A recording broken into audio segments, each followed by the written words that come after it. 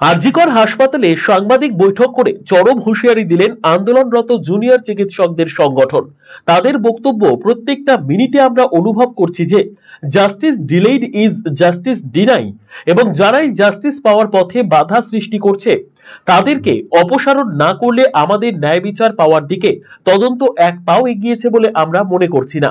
মহামান্য সুপ্রিম কোর্টের শুনানি থেকে আমাদের কাছে এই বক্তব্যই আরো দৃঢ় হয়েছে। ন্যায় বিচারের আন্দোলনের 17তম দিন। জাস্টিস মানে কি, ন্যায় বিচার মানে কি, কিভাবে দ্রুত জাস্টিস পাবো, এই প্রশ্নটা আমাদের জুনিয়র ডাক্তার সহ সমস্ত মানুষের কাছে বারবার আসছে।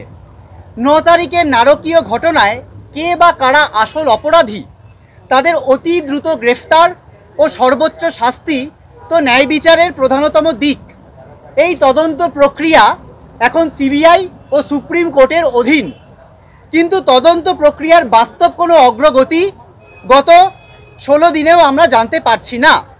ঘটনার পরের দিনই সঞ্জয় রায় গ্রেপ্তার হলেও সেদিনের ঘটনায় ও পরবর্তী বহু কিছুতে অনেক অসঙ্গতি থাকছে, যা আমাদের ক্রমশ বিচলিত করে তুলছে। এসব জানতে গত পরশু আমাদের প্রতিনিধি দল সিবিআই অফিসে দেখা করেন। আমাদের জানানো হয় যে যেহেতু তারা সুপ্রিম কোর্টে রিপোর্ট দিতে আইনত বাধ্য, তাই আমাদের বা মিডিয়া কাউকেই তদন্তের কোনো ব্যাপারে জানাতে তারা অপারগ।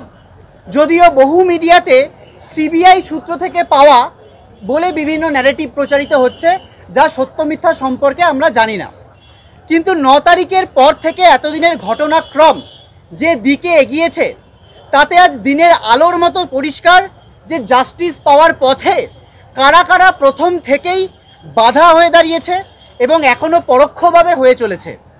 9 তারিখের পর থেকে কেটে যাওয়া প্রত্যেকটা মিনিটে আমরা অনুভব করছি যে justice delayed is justice denied, এবং যারা এই জাস্টিস পাওয়ার পথে বাধা সৃষ্টি করছে তাদেরকে অপসারণ না করলে আমাদের ন্যায় বিচার পাওয়ার দিকে আমরা এক পাও এগিয়েছি বলে আমরা মনে করছি না।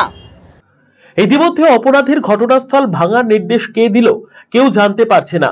আমরা জানতে পেরেছি সিবিআই বলছে তাদের তদন্ত প্রক্রিয়াকে অত্যন্ত কঠিন করে তুলেছে। পুলিশের ভূমিকা নিয়ে প্রশ্ন উঠেছে। 9 তারিখের ঘটনা ঘটে যাওয়ার পর পুলিশের যা ভূমিকা, তাতে স্পষ্ট পুলিশ সঠিক বিচার পাওয়ার পথে বাধা সৃষ্টি করছে।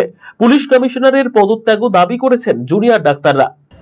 প্রথমত, আমরা প্রথম থেকেই তদন্ত প্রক্রিয়ায় পুলিশি ভূমিকার সন্দেহের কথা জানিয়ে বিচার বিভাগীয় তদন্তের দাবি করেছিলাম। মহামান্য সুপ্রিম কোর্টের গত শুনানি থেকে আমাদের এই বক্তব্যই আরও দৃঢ় হয়েছে।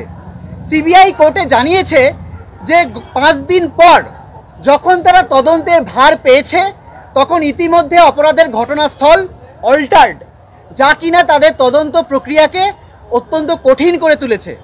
এর দায় অবশ্যই প্রাথমিক তদন্তের ভার যাদের হাতে ছিল সেই পুলিশ এবং হাসপাতাল প্রশাসনের। 9 তারিখের ঘটনা ঘটে যাওয়ার পর পুলিশের যা ভূমিকা থেকেছে তা যে অত্যন্ত নক্কারজনক, তা মহামান্য সুপ্রিম কোর্টের বিভিন্ন বক্তব্যেও স্পষ্ট। সুপ্রিম কোর্টের বিচারপতি জেবি পার্দিওয়ালা এমনকি এই মন্তব্য করেছেন যে তার 30 বছরের কর্মজীবনে কোনো তদন্ত প্রক্রিয়ায় পুলিশের এরকম নক্কারজনক ভূমিকা তারা দেখেননি। খুবই সন্দেহজনক তৎপরতায় সিবিআই তদন্তভার নেওয়ার আগেই রাজ্য পুলিশের উপস্থিতিতে এবং কোনো অজ্ঞাত হায়ার অথরিটির নির্দেশে সেমিনার রুম সংলগ্ন রুমগুলিকে ভেঙে নতুন কনস্ট্রাকশনের কাজ শুরু হয়। এরপর আমরা দেখলাম 14ই আগস্ট অত্যন্ত সুপরিকল্পিতভাবে যেভাবে বহিরাগত গুন্ডাদের দিয়ে আরজি করে ধর্ণা মঞ্চে হামলা চালানো হলো, তার স্পষ্ট উদ্দেশ্য ছিল আন্দোলনকারী জুনিয়র ডাক্তার পড়ুয়াদের ভয় দেখানো ও তথ্য প্রমাণ লোপাট।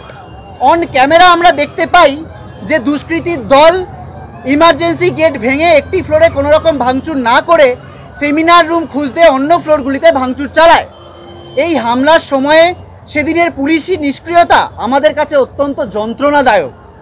একদিকে তারা সুরক্ষা দিতে ও তথ্য প্রমাণ লোপাটের চেষ্টা আটকাতে পুরোপুরি ব্যর্থ হয়েছেন। সবথেকে হতাশাজনক হলো এই হামলার পর কলকাতা পুলিশ প্রশাসনের অসংবেদনশীল এবং ঔদ্ধত্যপূর্ণ আচরণ।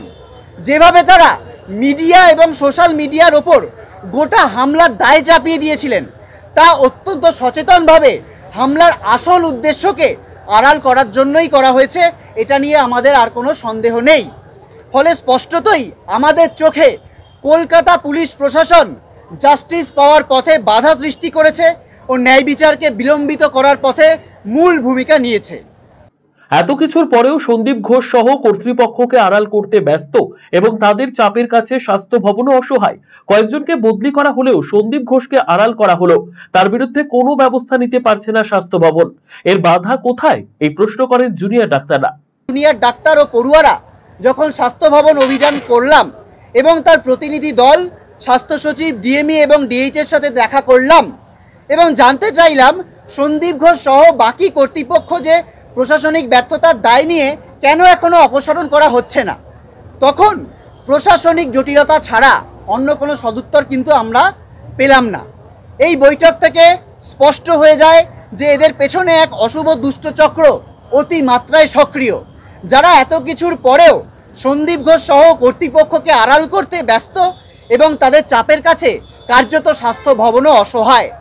যদিও সেদিন রাতে আন্দোলনকারী ছাত্রছাত্রী এবং জুনিয়র ডাক্তারদের জোরের কাছে নতি স্বীকার করে বাকিদের বদলি করে দেওয়া হয়, কিন্তু যে সন্দীপ ঘোষকে এই ঘটনার জন্য সিবিআই টানা জেরা করে চলেছে এবং এমনকি আর্থিক দুর্নীতির জন্য তার যে তদন্ত সেটা সিবিআই কর্তৃপক্ষের কাছে রয়েছে, তাকে কেন তার বিরুদ্ধে কোনো কার্যকরী ব্যবস্থা স্বাস্থ্য ভবন থেকে কেন নেওয়া হচ্ছে না, এ বিষয়ে আমরা বুঝতে পারছি না। বরঞ্চ প্রথম হাইকোর্টের কড়া নির্দেশ অনুযায়ী শুধু তাকে ছুটিতে পাঠানো হয়েছে, এটুকুই কিন্তু বর্তমানে তার স্ট্যাটাস। এরকম কোনো পদক্ষেপ কেন স্বাস্থ্য ভবন নিতে পারছেন না যে সমস্ত অভিযোগের নির্দোষ প্রমাণিত হওয়ার আগে অবধি তাকে সাসপেন্ড করা হচ্ছে?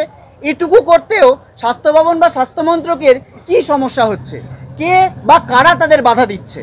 আমাদের কাছে এই প্রশ্নের উত্তর কিন্তু খুব একটা জটিল নয়।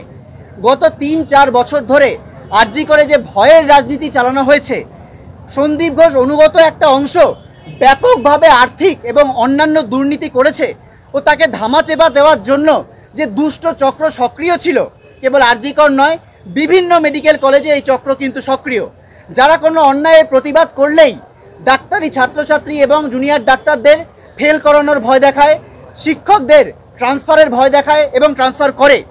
এই অংশটি একদম শুরু থেকে স্বাস্থ্য ভবনের প্রত্যক্ষ মদতে আমাদের এই ন্যায় বিচারের আন্দোলনকে থামিয়ে দেওয়ার চেষ্টার সাথে সরাসরি যুক্ত। কলকাতা পুলিশ ছাড়াও স্বাস্থ্য প্রশাসনের মাথায় রন্ধ্রে রন্ধ্রে জমতে থাকা এই কুচক্রী অংশটাও আমাদের জাস্টিস পাওয়ার পথে বাধা সৃষ্টি করেছে এবং করে চলেছে। এদেরকেও তদন্ত এবং বিচার প্রক্রিয়ায় আওতায় আনতে হবে। হাসপাতালগুলিতে রোগী পরিষেবা ব্যাহত এমন অভিযোগ নস্যাৎ করে জুনিয়র ডাক্তাররা বলেন, ইমার্জেন্সি সহ সমস্ত বিভাগ চালু রয়েছে, প্রয়োজনে ভর্তি হচ্ছে রোগীরা। সিনিয়র ডাক্তাররা অক্লান্ত পরিশ্রম করে সমস্ত ব্যবস্থা করছেন। ডাক্তারদের কর্মবিরতির জেরে নাকি স্বাস্থ্য ব্যবস্থার বেহাল দশা হয়ে পড়েছে। এমনও বলা হচ্ছে যে কেন্দ্রীয় বাহিনী দিয়ে তো আরজি কর মুড়ে ফেলা হয়েছে, তারপরেও কাজে না যোগ দেওয়ার আর নাকি কোনো কারণ থাকতে পারে না। আমাদের বক্তব্য এই বিষয়ে আমরা স্পষ্ট করতে চাই। প্রথমত, প্রত্যেকটি কলেজে এমার্জেন্সি সহ সমস্ত বিভাগ কিন্তু চালু আছে। সিনিয়র ডাক্তারেরা বাড়তি দায়িত্ব নিয়ে কাজ করছেন, এমনকি আমরাও কাজে যোগদান করতে চাইছি, কিন্তু জাস্টিস পাওয়ার প্রশ্নে যারা বাধা সৃষ্টি করছে তারা যদি সক্রিয় থাকে তাহলে কিভাবে আমরা ফিরব, কিভাবে সুরক্ষিত অনুভব করব? সিআইএসএফ দিয়ে আরজি করকে মুড়ে দিয়ে আমাদের নিরাপত্তা নিশ্চিত করা কিভাবে সম্ভব যদি আসল অপরাধীদের আড়াল করার জন্য ভেতরেই কোনো চক্র সক্রিয় থাকে এবং তাতে পুলিশি মদত থাকে? এই কারণেই আমরা জুনিয়র ডাক্তারদের কর্মবিরতি চলছে, যাতে জাস্টিসের প্রশ্নে ন্যূনতম কোনো সদিচ্ছামূলক চিহ্নও আমরা দেখতে পাই। কিন্তু স্বাস্থ্য ভবন ও পুলিশ প্রশাসনের অসংবেদী এবং ঔদ্ধত্যপূর্ণ আচরণ সেদিকে কোনো দিকচিহ্ন করছে না। এদিনের সাংবাদিক বৈঠক থেকে 3টি দাবি জানান জুনিয়র ডাক্তাররা। 1, ঘটনার মোটিভ এখনো আমাদের কাছে অজানা, হয়তো দোষীরা প্রকাশ্যে ঘুরে বেড়াচ্ছে, তাদের প্রত্যেককে চিহ্নিত করে তদন্ত বিচারের আওতায় আনতে হবে। 2, পুলিশের ভূমিকা আমরা সবাই জানি, পুলিশ কমিশনারকে পদত্যাগ করতে হবে এবং প্রয়োজনে তাকেও বিচার ও তদন্তের আওতায় আনতে হবে। 3. কলেজে কলেজে সিদ্ধান্ত গ্রহণকারী সমস্ত কমিটিতে গণতান্ত্রিকভাবে নির্বাচিত জুনিয়র ডাক্তার ও মেডিকেল ছাত্রছাত্রীদের অংশগ্রহণ সুনিশ্চিত করতে হবে। কোনো আলোচনা যদি করতে হয় তাহলে সকলের সামনে আমাদের সমস্ত দাবিগুলোকে নিয়ে আমাদের সমস্ত কলেজের মিলিত সিদ্ধান্ত অনুযায়ী নির্ধারিত সময়ে ও জায়গাতেই তা করতে হবে। কারো চোখের আড়ালে বন্ধ করে সেটেলমেন্টের কোনো অপচেষ্টা তা আমাদের আন্দোলনের যে নৈতিক অবস্থান এবং স্পিরিট তার বিরুদ্ধে। আমরা চাই দোষীরা দ্রুত ধরা পড়ুক, ন্যায় বিচার হোক এবং ন্যায় বিচারের পথে যারা বাধা সৃষ্টি করছে তাদেরকে অপসারণ করা হোক, তদন্ত ও বিচারের আওতায় আনা হোক। আমাদের দাবিগুলো হলো: 1. 9ই আগস্টের নারকীয় ঘটনায় জড়িত দোষীদের চিহ্নিত করা এবং এই ঘৃণ্য ঘটনার মোটিভ এখনও আমাদের কাছে অজানা, তাই দোষীরা হয়তো প্রকাশ্যে ঘুরে বেড়াচ্ছে, ফলত আমরা কেউই নিরাপদ নই। অতি দ্রুত দোষীদের শনাক্তকরণ ও দৃষ্টান্তমূলক শাস্তি চাই। 2. তথ্য প্রমাণ লোপাটের ঘটনায় যে বা যারা প্রত্যক্ষ ও পরোক্ষভাবে জড়িত তাদের প্রত্যেককে চিহ্নিত করে তদন্ত বিচারের আওতায় আনতে হবে। স্বাস্থ্য ভবনের প্রত্যক্ষ মদতে যে দুষ্ট চক্র এতে সক্রিয় ছিল তাদের কাউকে আড়াল করা চলবে না। স্বাস্থ্য ভবনকে অবিলম্বে সন্দীপ ঘোষকে সাসপেন্ড করতে হবে। মহামান্য সুপ্রিম কোর্টের পর্যবেক্ষণ অনুযায়ী কলকাতা পুলিশ প্রশাসন সম্পূর্ণরূপে ব্যর্থ। এই ব্যর্থতার দায় নিয়ে পুলিশ কমিশনারকে পদত্যাগ করতে হবে এবং প্রয়োজনে তাকেও বিচার ও তদন্তের আওতায় আনতে হবে। প্রতিটি কলেজে ভয়ের রাজনীতি বন্ধ করতে হবে। স্বচ্ছভাবে সুষ্ঠু নির্বাচন করতে হবে। সমস্ত কলেজ এবং হাসপাতালের সিদ্ধান্ত গ্রহণকারী সমস্ত কমিটিতে গণতান্ত্রিকভাবে নির্বাচিত জুনিয়র ডাক্তার ও মেডিকেল ছাত্রছাত্রীদের অংশগ্রহণ সুনিশ্চিত করতে হবে। সুমিতদের রিপোর্ট, RCTV সংবাদ, কলকাতা।